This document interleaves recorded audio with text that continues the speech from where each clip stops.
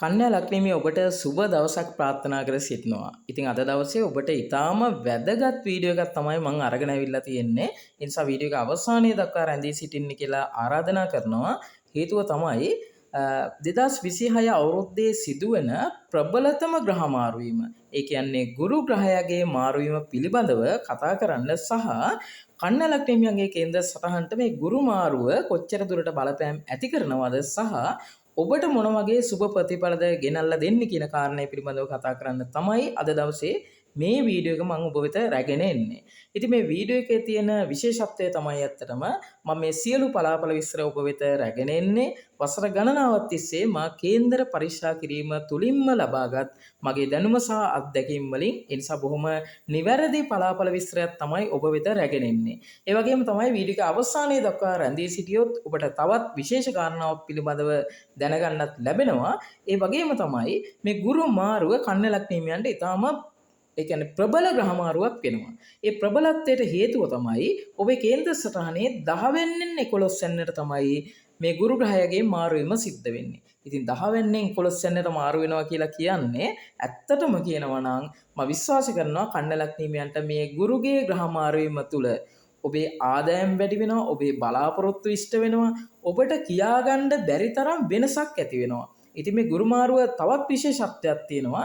ඒ තමයි මේ ගුරු මාරුව ජූනි මාසයේ 2 වෙනිදා සිට ඔක්තෝබර් මාසයේ 31 වෙනිදා දක්වා බල පැවැත්වෙනවා. ඒ කියන්නේ ඔබේ කේන්ද්‍ර සටහනේ 11 වෙන්නේ ගුරු ග්‍රහය ගමන් කරනවා ජූනි 2 සිට ඔක්තෝබර් 31 දක්වා කාලය සීමාව තුල.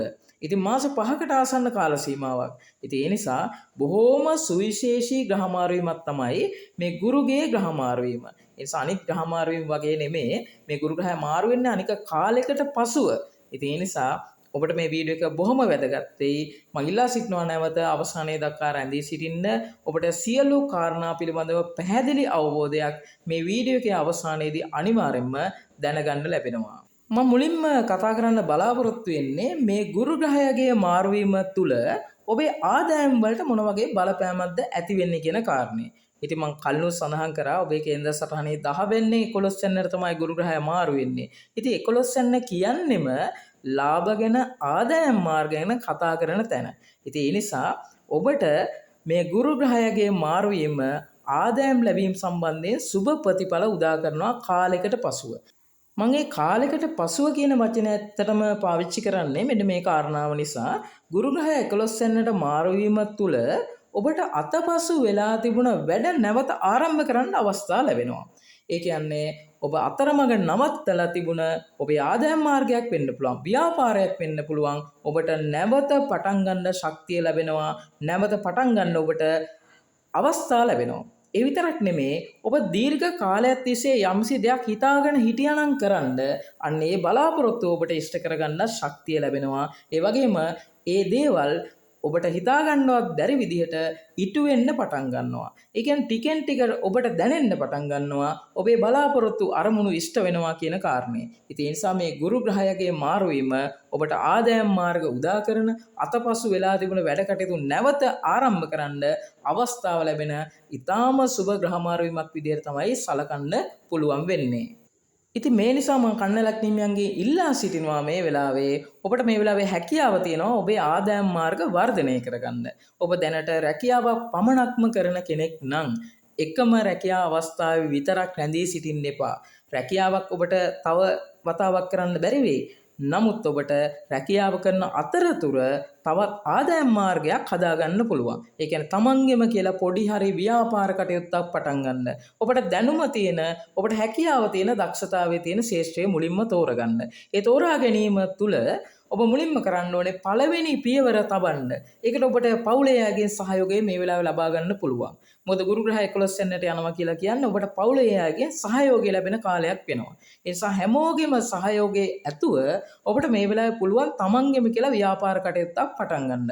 ඒ විතරක් නෙමේ ගුරු ග්‍රහය 11 වෙනිදාට ගමන් කිරීම තුළ ඔබට ළඟම ඉන්න අයගෙන් විශේෂයෙන්ම මිතුරන්ගෙන් ඔබට ඊටාම සහයෝගයක් ලැබෙනවා. ඒ වගේම තමයි හොඳ මිතුරන් නැවත ඔබට මුණ ගැසෙනවා. ඒ වගේම මිතුරන් හරහා ඔබට අලුත් ගනුදෙනුකාරයෝ හදාගන්න පුළුවන්. ඒ නිසා ව්‍යාපාර කටයුත්තක් ආරම්භ කරන්න පුළුවන් නම් කන්නලක් නිමියන්ට මේ වෙලාවේ ඔබට ගනුදෙනුකරුවන්ගේ ජාලයක් හදාගන්න පුළුවන්, නෙට්වර්ක් එකක් හදාගන්න හැකියාව තියෙනවා. ඒ කියන්නේ ගනුදෙනුකරුවෝ වැඩි වෙනවා කියලා කියන්නේම ඔබේ ආදායම් වැඩි වෙනවා කියන එකමයි. ඉතින් ඒ නිසා මේ වෙලාවේ කන්නලක් නිහිමියන් කිසිම වෙලාවක අධෛර්යමත් වෙන්න එපා, මානසිකව දුර්වල වෙන්න එපා. ඔබට මේ ලැබිලා තියෙන අවස්ථාවෙන් අනිවාර්යයෙන්ම ප්‍රයෝජනයක් ගන්න. ඔබ රැකියාවක් කළත් ඔබට පුළුවන් ඔන්ලයින් ව්‍යාපාර කටයුත්තක් ආරම්භ කරන්න. ඒ නිසා හැකියාව තියෙන ශේෂ්ත්‍රය තෝරගෙන මේ වෙලාවේ පළවෙනි පියවර තබන්න තමන්ගෙම කියලා ව්‍යාපාර කටයුත්තක් ආරම්භ කරන්න. ඒ වගේම තමයි ඔබ රැකියාව තුළින් කාලයක් තිස්සේ බලාපොරොත්තු වෙමින් සිටපු දෙයක් ඔබට ඉෂ්ට කරගන්න වාසනාව උදා වෙනවා. ඒ කියන්නේ ඔබ ප්‍රොමෝෂන් එකක් බලාපොරොත්තු වෙමින් හිටියා නම්, එහෙම නැත්නම් වැටු වර්ධකයක් බලාපොරොත්තු වෙමින් හිටියා නම්, අන්න ඒ වගේ. එහෙම නැත්නම් ස්ථානීය මාරුවීමක් ඔබ බලාපොරොත්තු වෙමින් හිටියා නම්, අනේ රැකියාව තුළ යම් වෙනසක් ඇති කරගන්න ඔබට හැකියාව තියෙනවා. ඒ කියන්නේ රැකියාවේ සුබ ප්‍රතිඵල අත්පත් කරගන්න පුළුවන්. කාලයක් තිස්සේ බලාපොරොත්තු වෙමින් සිටපු දේවල් ඉෂ්ට කරගන්න අවස්ථාව ලැබෙනවා. ඉතින් මේ ගුරු ග්‍රහයාගේ මාරුවීම තුළ ඔබේ රැකියාවට, ව්‍යාපාර කටයුතු වලට, වෘත්තියට ඊටාම සුබ ප්‍රතිඵල උදා කරනවා. ඒ වගේම තමයි නව රැකියාවලට අයදුම් කරන්න හොඳයි, සම්මුඛ පරීක්ෂණ වලට සහභාගී වෙන්න හොඳයි, තරග විභාග වලට හොඳයි. ඔබට මේ සියල්ලෙන්ම ජයග්‍රහණ අත්පත් කරගන්න පුළුවන්, සුබ ප්‍රතිඵල උදා කරන්න පුළුවන් බවත් මේ වෙලාවේ සඳහන් කරන්න ඕනේ. ඒ වගේම තමයි ඔබේ ගෘහ ජීවිතේ, එහෙම නැත්නම් ආදර සම්බන්ධතා ගැන කතා කරොත් ඇත්තටම ඔබ දැනට විවාහ වෙලා නැති කෙනෙක් නම් ඔබට ඊටාම හොඳ විවාහ යෝජනා ලැබෙන්න පටන් ගන්නවා. ඔබ බලාපොරොත්තුෙන් හිටපු විදිහම කෙනෙක් ඔබට මුණ ගැසෙන්න අවස්ථාව ලැබෙනවා. ඒ වගේම තමයි ඔබ දැනට විවාහ වෙලා ඉන්න කෙනෙක් නම් අන්න එතනදී ඔබට විවාහ වෙලා ඉන්න කෙනාගෙන් ඊටාම හොඳ සහයෝගයක් ලැබෙන්න පටන් ගන්නවා ඔබ කරන කියන සියලු දේවල් සම්බන්ධයෙන්. ඒ නිසා පවුලේ අයගෙන් ඊටාම හොඳ සහයෝගයක් ලැබෙන කාලයක් විදිහට මේ කාලය ඇත්තටම හඳුන්වන්න පුළුවන්.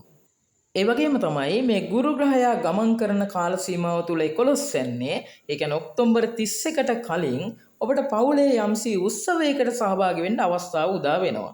ඒ වගේම පවුලේ යම්සි සුබ වැඩ කටයුතු සඳහාත් ඔබට එකතු වෙන්න අවස්ථාව ලැබෙනවා කියන දේත් මේ වෙලාවේ සඳහන් කරන්න ඕනේ. ඊළඟට සෞඛ්‍ය සම්බන්ධයෙන් කතා කරද්දී ඇත්තටම ගුරු ග්‍රහයාගේ මාර්වීම තුල ඔබේ සෞඛ්‍යයට කිසිම බලපෑමක් ඇති වෙන්නේ නැහැ.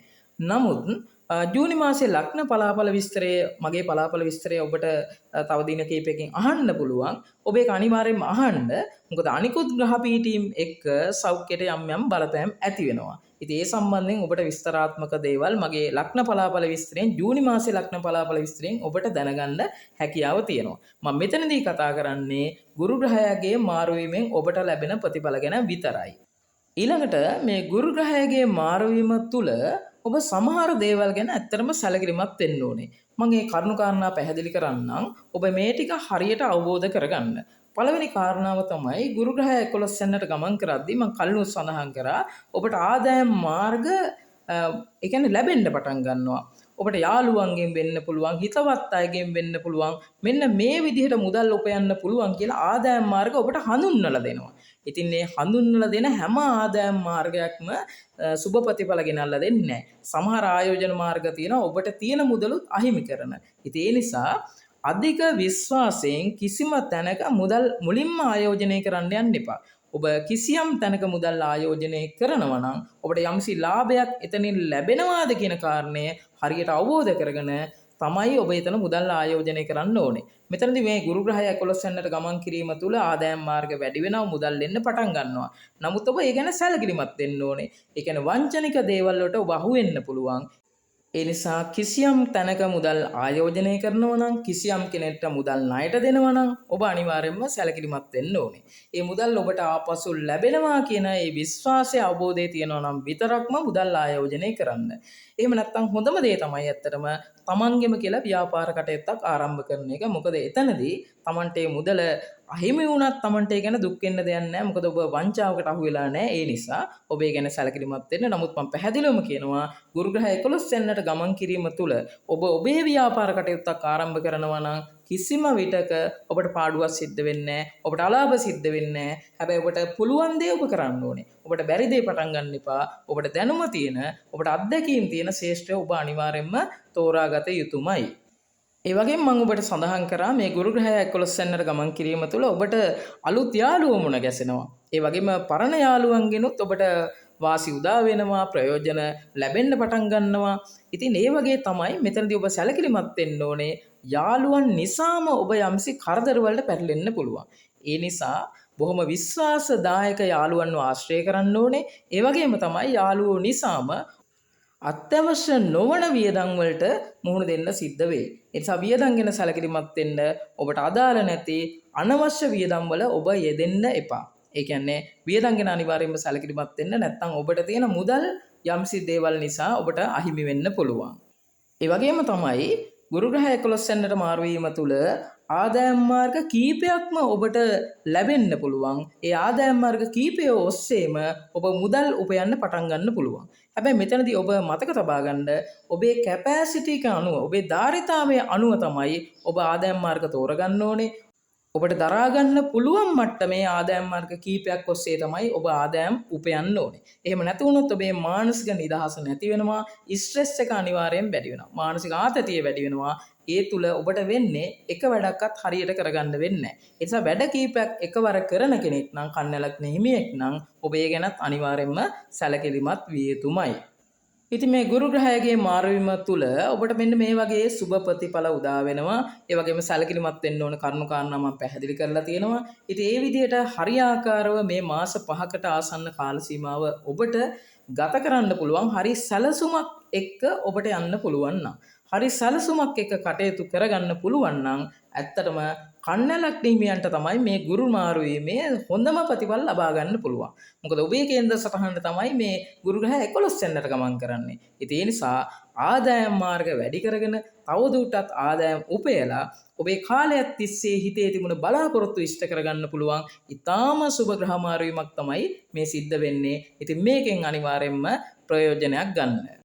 ඊළඟට තවත් වැදගත් කාරණාවක් මම ඔබට පැහැදිලි කරලා දෙන්නම්. ඒ තමයි දැනට ඔබ මොන වගේ ප්‍රශ්නක හිටියත්, මොන වගේ ගැටලු ඔබට තිබුණත් ඔබේ ජීවිතය සාර්ථක කරගන්න ඊටාම හොඳ ක්‍රමයක් තියෙනවා. ඒ තමයි ඉෂ්ට දේවතාවුන් වහන්සේගේ පිහිට ආශිර්වාදය ලබා ගන්න එක. ඉතින් ඔබට කරන්න තියෙන බොහෝම පොඩි දෙයක් විතරයි. ඔබ ඉෂ්ට දේවතාවුන් වහන්සේ කවුද කියන එක හරියට අඳුනගෙන ඊට පසුව කරන්න ඕනේ ඇත්තටම ඉෂ්ට දේවතාවුන් වහන්සේගේ පිහිට ආශිර්වාදය ලබා ගන්න ඉෂ්ට දේවතාවුන් වහන්සේට පහනක් පත්තු කරලා ඔබේ ඉල්ලීම් ඉල්ලන එක. ඉතින් අපි මුලින්ම දැනගන්න ඕනේ අපිට මේ ඉෂ්ට දේවතාවුන් වහන්සේගේ පිහිට ආශිර්වාදය ලබා ගන්න කලින් ඇත්තටම අපිට ඉන්න ඉෂ්ට දේවතාවුන් වහන්සේ කවුද කියන කාරණේ. ඇත්තටම අපිට ඉෂ්ට දේවතාවුන් වහන්සේ කෙනෙක් ලැබෙන්නේ අපේ උප්පත්තියෙන්මයි. ඒ නිසා තමයි ඉෂ්ට දේවතාවුන් වහන්සේ හඳුනගන්න උප්පත්ති කේන්ද්‍ර සටහන බලන්න ඕනේ. ඔබ උපන් කේන්ද්‍ර සටහනේ තියෙනවා ඔබට හිමි ඉෂ්ට දේවතාවුන් වහන්සේ කවුද කියන කාරණය අඳුනගන්න තැන. ඉතින් ඔබ මේ ගැන දැනටමත් දන්නේ නැත්නම් මේ වීඩියෝ එකට පහලින් අනිවාර්යයෙන්ම කමෙන්ට් එකක් දාන්න. ඔබේ උපන් දිනයත් උපන් වෙලාවත්. මේ දෙකම මට අවශ්‍ය වෙනවා. නැත්නම් උපන් කේන්ද්‍ර සටහන බලන්න බෑ. එහෙම බලලා ඔබට ඉන්න ඉෂ්ට දේවතාවුන් වහන්සේ කවුද කියන කාරණය පිළිබඳව නිවැරදි පිළිතුර ඔබේ කමෙන්ට් එකට මම අනිවාර්යෙන් පිළිතුරක් ලබා දෙනවා.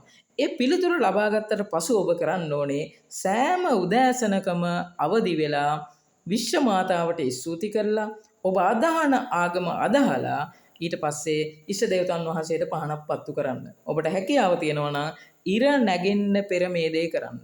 ඒ වගේම උදේ හවස මේ දේ කරන්න පුළුවන් නම් තවත් වඩා හොඳයි.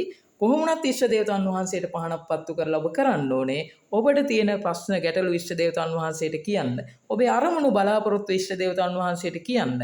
ඒ වගේම කෙටි කාල සීමාවක් තුළ ඔබේ ප්‍රශ්න විසඳ ගන්න ඉෂ්ට දේවතාවුන් වහන්සේගේ පිහිට ආශිර්වාදය ඔබට දිනෙන් දින ලැබෙන්න පටන් ගන්නවා. ඇත්තටම අපිට ඉෂ්ට දේවතාවුන් වහන්සේගෙන් ලැබෙන්නේ නිවැරදි මඟ පෙන්වීම. ඊළඟ මොහොතේ අපි මොනවද කරන්න ඕනේ? ඒ වගේම තමයි අපිට යම්සි ආදායම් මාර්ග ඉෂ්ට දේවතාවුන් වහන්සේ හඳුන්වා දීමක් කරනවා. ඒ හඳුන්වලා දෙන ආදායම් මාර්ග ඔස්සේ ගිහිල්ලා අපේ ආදායම් වැඩි කරගන්න, ඒ වගේම බලාපොරොත්තු ඉෂ්ට කරගන්න අපිට හැකියාවක් ලැබෙනවා. ඉතින් ඔබට පුළුවන් නම් මම මේ කියන දේ විශ්වාස කරලා කෙටි කාල සීමාවක් ඔබ මේ දේ කරගෙන යන්න. අනිවාර්යයෙන්ම ඔබට ප්‍රතිඵල උදා වෙනවා. පියවරෙන් පියවර ඔබ සාර්ථක වෙනවා. ඔබේ ජීවිතයේ තියෙන ප්‍රශ්න ටිකට ඔබට විසඳුම් ලබාගෙන ඔබේ ජීවිතේ සාර්ථක කරගන්න කෙටි කාල සීමාවක් තුළ අනිවාර්යයෙන්ම අවස්ථාව ලැබෙනවා. නමුත් ඔබ මතක තබා ගන්න ඕනේ, ඔබ අවංක වෙන්න ඕනේ, ඔබේ චේතනාව පිරිසිදු වෙන්න ඕනේ, ඒ වගේම ඔබ සාධාරණ වෙන්න ඕනේ. එහෙම වුණොත් ඔබට ඉන්නට දෙවියන්ගේ පිහිට ආශිර්වාදය ලබාගෙන ඔබේ ජීවිතයේ තියෙන ප්‍රශ්න විසඳගෙන සාර්ථක ජීවිතයක් ගත කරන්න ඔබට අවස්ථාව උදා කරගන්න පුළුවන්. ඉතින් මගේ ප්‍රාර්ථනයත් සියලුම කන්නලක් හිමියන්ට විශ්ව මාතාවගේ ආශිර්වාදය ලැබිලා ඔබ අදහන ආගමෙන් ඔබට පිහිට ආශිර්වාදය ලැබිලා ඉෂ්ට දේවතාවුන් වහන්සේගේ පිහිට ආශිර්වාදයක් ලැබිලා ඔබේ ප්‍රශ්න විසඳිලා ඔබේ ජීවිතේ සාර්ථක වෙන්න කියලා. ඔබ සියලු දෙනාට තෙරුවන් සරණයි.